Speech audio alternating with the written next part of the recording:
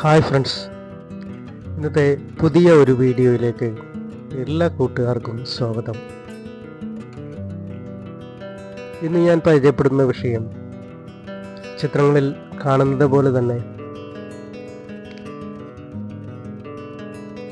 തടി കൊണ്ട് ഉണ്ടാക്കിയിരിക്കുന്ന കബോർഡുകളാണ്.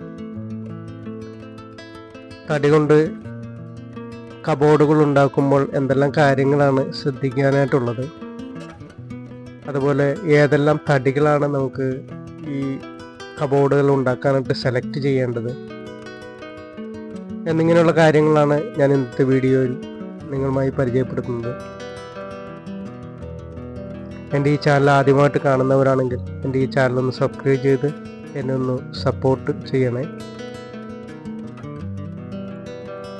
തടി കൊണ്ടുള്ള കബോർഡുകൾ ഉണ്ടാക്കുവാനായിട്ട് നമുക്ക് സെലക്ട് ചെയ്യേണ്ട തടികൾ ഏതൊക്കെയാണെന്ന് പറയുകയാണെങ്കിൽ, മഹാഗണിയാണ് കബോർഡുകൾ ഉണ്ടാക്കാൻ, കുറഞ്ഞ ചിലവിൽ കബോർഡുകൾ ഉണ്ടാക്കാൻ ഏറ്റവും അനുയോജ്യമായ തടി.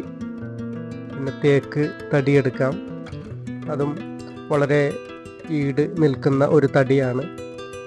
അതേപോലെ പ്ലാവ് എടുക്കാം. ഇതെല്ലാം നമുക്ക്, ഇങ്ങനെയുള്ള തടികളെല്ലാം നമുക്ക് ഈ തടി കൊണ്ട് കബോർഡുകൾ ഉണ്ടാക്കുമ്പോൾ വുഡ് കബോർഡ് ഉണ്ടാക്കാനായിട്ട് ഏറ്റവും അനുയോജ്യമായ തടികളാണ്. മലേഷ്യൻ വുഡുകൾ പലർക്ക് എടുക്കാതിരിക്കുന്നതാണ് നല്ലത്. കാരണം കബോർഡുകൾ ഉണ്ടാക്കുമ്പോൾ ഈ തടികൾ പലക ആയിട്ടാണ് അറക്കേണ്ടത്. അപ്പോൾ പലക അറക്കുവാനായിട്ട് ഏറ്റവും അനുയോജ്യമായ തടികൾ മഹാഗണി, പ്ലാവ്, തേക്ക്, ഈട്ടി, പിന്നെ മറ്റൊരു ഐറ്റമാണ് റബ്ബുഡ്. ഇപ്പോൾ ചിത്രങ്ങളിൽ കണ്ടതുപോലെ റബ്ബുഡ് നമുക്ക് എടുക്കാൻ സാധിക്കും. അപ്പോൾ ഇത്രയും തടികളാണ് ഇപ്പോൾ നമുക്ക് നിലവിൽ നമ്മുടെ നാട്ടിൽ കിട്ടാൻ കഴിയുന്ന ചിലവ് കുറഞ്ഞ തടികൾ. തേക്ക് തടി ഒഴിച്ച് ചിലവ് കുറഞ്ഞ തടികൾ. ഇനി ഒറിജിനൽ സോളിഡായ തടികൾ കിട്ടാത്തവരുണ്ടെങ്കിൽ, അല്ലെങ്കിൽ വാങ്ങിക്കുവാൻ സാമ്പത്തികം അനുവദിക്കാത്തവരാണെങ്കിൽ, അവർക്ക് ഏറ്റവും അനുയോജ്യമായ ഒരു തടി എന്ന് പറയുന്നത് റബ്ബുഡുകളാണ്.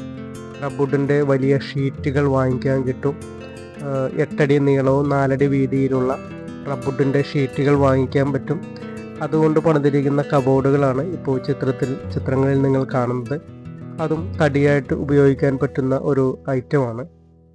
ഈ റബ്ബുഡുകൾ ഉപയോഗിക്കുമ്പോൾ ശ്രദ്ധിക്കേണ്ട ഏറ്റവും പ്രധാനപ്പെട്ട കാര്യം, നമ്മൾ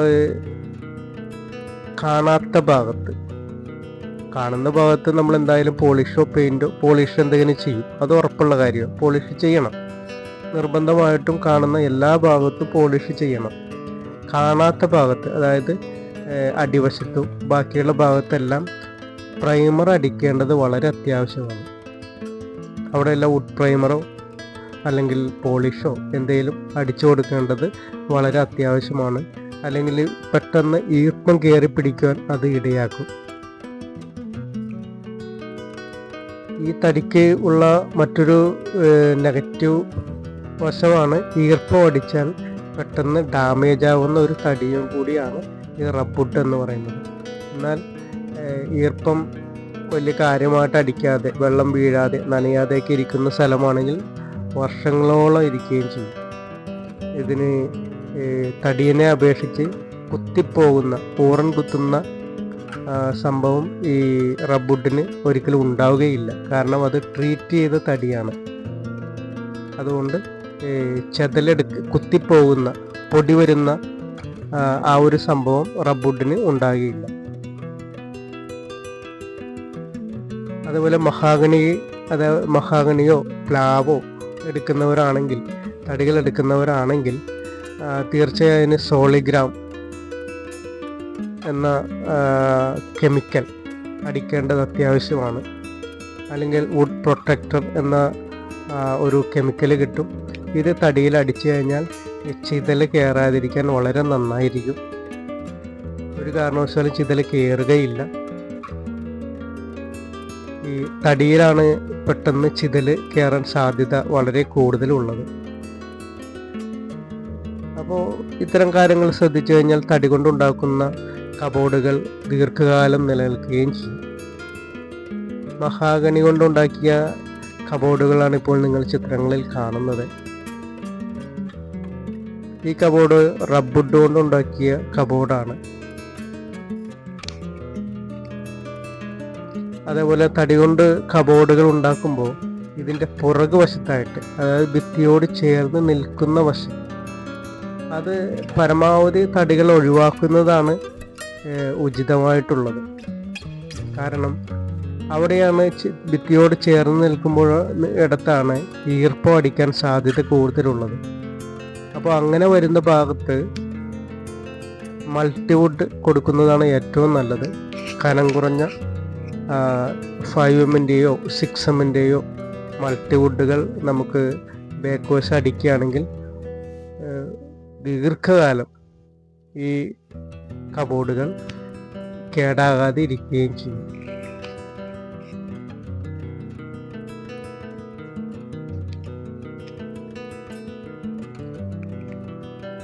മഹാഗണി എന്ന തടി വെച്ച് ഉണ്ടാക്കിയിരിക്കുന്ന നല്ല മനോഹരമായ കബോർഡുകളാണ് നിങ്ങളിപ്പോൾ കാണുന്നത് തന്നെ.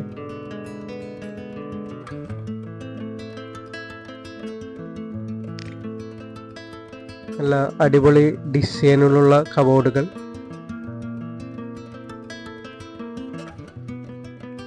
പണ്ടുകാലത്തെല്ലാം, അതായത് ഏതാണ്ട് 10-20 വർഷങ്ങൾക്ക് മുമ്പെല്ലാം ഈ എല്ലാ വീടുകളിലും ഇങ്ങനെയുള്ള അലമാരകളും ഇങ്ങനെയുള്ള കബോർഡുകളുമാണ് ഉണ്ടാക്കിയിരുന്നത്. കല്യാണ ആവശ്യങ്ങൾക്ക് വരുമ്പോൾ ഇതുപോലുള്ള അലമാരകളാണ് നമ്മൾ വീടുകളിൽ ഉപയോഗിച്ചിരുന്നത്.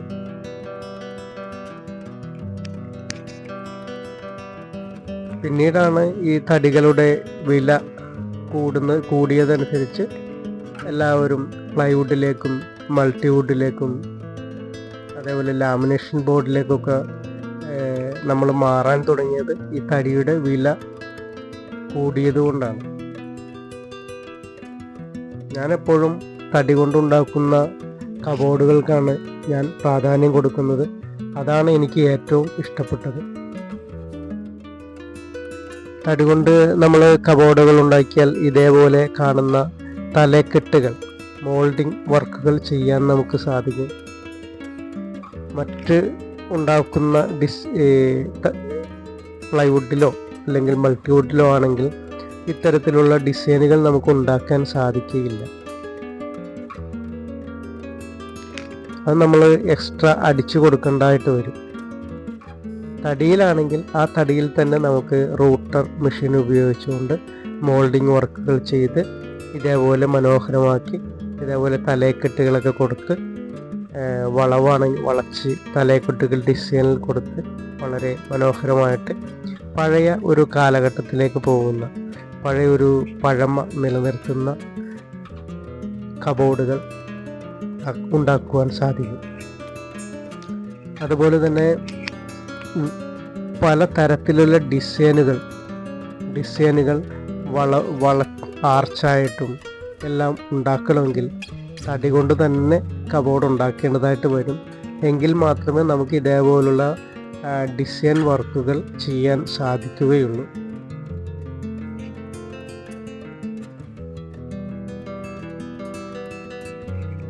അതുപോലെ ഡ്രോയറുകൾ ഇതിന് പ്രത്യേകമായിട്ട് ആഡ് ചെയ്യേണ്ടതാണ്. അതുപോലെ മറ്റൊരു ഇതിൻ്റെ അകത്തൊരു വേറൊരു ഐറ്റം, അതായത് മറ്റൊരു തടി, സോളിഡായിട്ടുള്ള മറ്റൊരു തടിയുണ്ട്. നിങ്ങൾ ചിത്രങ്ങളിൽ മുന്നേ കണ്ടതുപോലെ തന്നെ ഈ റെഡ് കളറിലെ ഒരു തടിയുണ്ട്. അത് പഡോക്ക് എന്നാണ് പറയുന്നത്. മലേഷ്യൻ വുഡാണ്. പഡോക്ക് എന്നാണ് ആ തടിയെ പറയുന്നത്. നല്ല ചുവന്ന കളറായിരിക്കും. അതുകൊണ്ട് ഉണ്ടാക്കിയിട്ട് പോളിഷ് ചെയ്തിട്ടാൽ വളരെ മനോഹരമായിരിക്കുള്ളൂ. അത് കുറച്ച് വില കുറഞ്ഞ തടിയുമാണ്. സാധാരണ തേക്കിനെ അപേക്ഷിച്ചും അതേപോലെ പ്ലാവിനെ അപേക്ഷിച്ചുമൊക്കെ നോക്കുമ്പോൾ, മഹാഗണിയെ അപേക്ഷിച്ച് നോക്കുമ്പോഴും താരതമ്യേന ചിലവ് കുറഞ്ഞ ഒരു തടിയാണ് മലേഷ്യൻ വുഡാണ് പഡോക്ക് എന്നാണ് ആ വുഡിൻ്റെ പേര്. ഫുൾ ചുവന്നിരിക്കും, റെഡ് കളറായിരിക്കും ആ തടിക്ക്. അതൊരു പോളിഷ് നല്ലതായിട്ട് ഉണങ്ങിയതിന് ശേഷമേ പണിയാവൂ എന്നുള്ള ഒറ്റ കാര്യം മാത്രമേ ഉള്ളൂ. അത് ഉണങ്ങിയതിന് ശേഷം പണിയുക. പണിതാൽ അത് പോളിഷ് ചെയ്ത് ഇടുകയാണെങ്കിൽ വളരെ ഭംഗിയായിരിക്കും.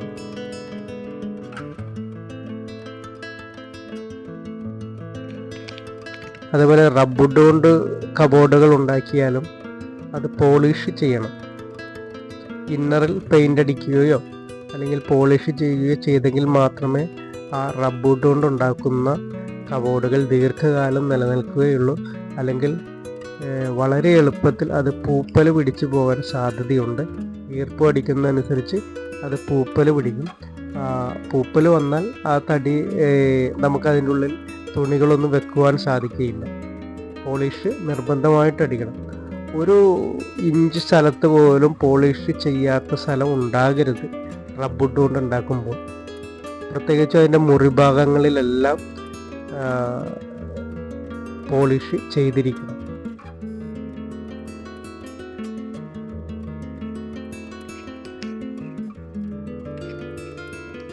തേക്ക് കൊണ്ടുണ്ടാക്കിയിരിക്കുന്ന കബോർഡാണ് ഇപ്പോൾ ചിത്രങ്ങളിൽ കാണുന്നത്. അതുപോലെ തടി കൊണ്ട് നമ്മൾ കബോർഡ് ഉണ്ടാക്കി കഴിഞ്ഞാൽ മറ്റൊരു പ്രത്യേകത ഉള്ളത്, നമുക്ക് പോളിഷ് ചെയ്യുമ്പോൾ നാച്ചുറൽ വുഡ് പോളിഷ് ചെയ്യാൻ സാധിക്കും. അങ്ങനെ ചെയ്യുവാണെങ്കിൽ ഈ തടിയുടെ നാച്ചുറലായിട്ടുള്ള വുഡ് ഗ്രെയിൻസ് തെളിഞ്ഞു വരുന്ന നാച്ചുറൽ പോളിഷും ചെയ്യാം. ഇനി അതല്ല എങ്കിൽ ഇപ്പോൾ ചിത്രത്തിൽ കാണുന്നത് പോലെ നമുക്ക് മറ്റൊരു കളറിലേക്ക്, ഇപ്പോൾ ഈട്ടി കളറിലേക്കോ ഇപ്പോൾ ഈ കാണുന്ന റെഡ് കളറിലേക്കോ ഏതെങ്കിലും കളറിലേക്ക് ഈ കബോർഡ്, തടി കൊണ്ടുണ്ടാക്കിയ കബോർഡ് നമുക്ക് ഇഷ്ടമുള്ള കളറിലേക്ക് പോളിഷ് ചെയ്ത് കൊണ്ടുപോകാനും സാധിക്കും. വളരെ എളുപ്പത്തിൽ തന്നെ തടി കൊണ്ടുണ്ടാക്കിയ കബോർഡുകൾ ഇതേപോലെ ചെയ്തെടുക്കാൻ വളരെ എളുപ്പമാണ്.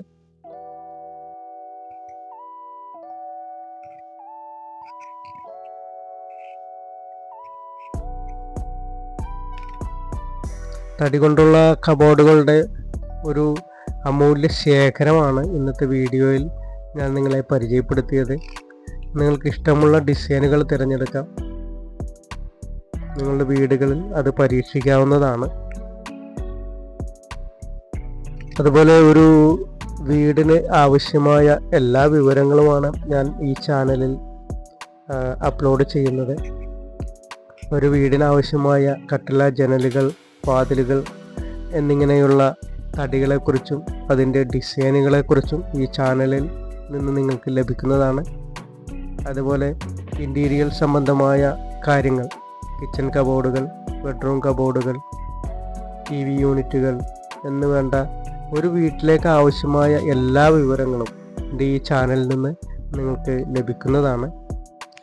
അതുകൊണ്ട് താല്പര്യമുള്ളവർ എൻ്റെ ഈ ചാനൽ സബ്സ്ക്രൈബ് ചെയ്ത് എന്നെ ഒന്ന് സപ്പോർട്ട് ചെയ്യുക. നിങ്ങളുടെ വിലയേറിയ നിർദ്ദേശങ്ങളും അഭിപ്രായങ്ങളും കമൻറ്റ് ചെയ്യുക, ഒരു ഹൈപ്പും നൽകുക. അതുപോലെ മറ്റൊരു പ്രധാനപ്പെട്ട കാര്യം പറയാനുള്ളത്, ചിതൽ കയറുന്ന സ്ഥലങ്ങളാണെങ്കിൽ യാതൊരു കാരണവശാലും തടി ഉപയോഗിച്ച് കബോർഡുകൾ നിങ്ങൾ പണിയരുത്. അങ്ങനെ ചിതൽ കയറുന്ന സ്ഥലമാണെങ്കിൽ അവിടെ പണിയേണ്ടത് മൾട്ടിവുഡ് എന്ന മെറ്റീരിയൽ ഉപയോഗിച്ചുള്ള കബോർഡുകൾ മാത്രമേ പണിയാവൂ. മൾട്ടിവുഡിൽ യാതൊരു കാരണവശാലും ചിതൽ കയറുകയില്ല. ഏതായാലും ഇനി മറ്റൊരു പുതിയ വീഡിയോയുമായി തിരിച്ചു വരുന്നതുവരെ എല്ലാ കൂട്ടുകാർക്കും ശുഭദിനം.